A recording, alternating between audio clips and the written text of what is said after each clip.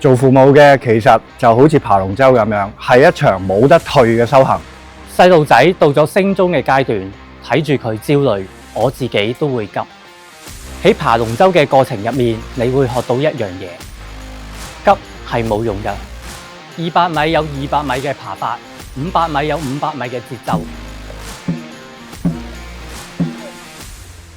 就好似每個細路仔都有自己嘅性格同節奏。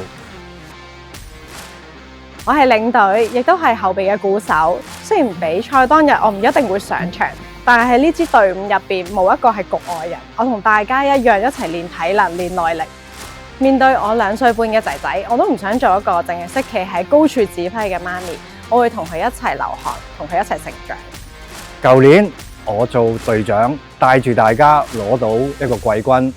今年我哋再踏足呢個賽場上邊，我忽然之間發現，我想我嘅小朋友都睇到嘅，其實唔係我攞獎嗰一刻。只要我哋專注自己嘅節奏，陪住小朋友爬好每一掌，一齊撐到去終點，咁就夠㗎喇。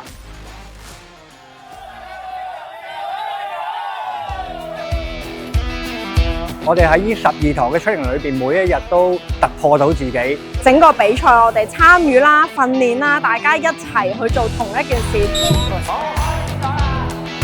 一台係300米，然後好快。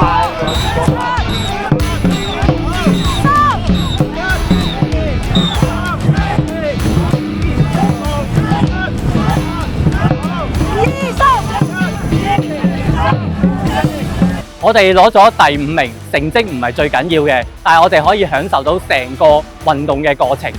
就好似其實人生都一樣，我哋唔一定場場都贏嘅，但係最緊要係我哋享受咗個過程。盡力而為，唔好辜負咗自己今次嘅付出，就 OK 㗎喇。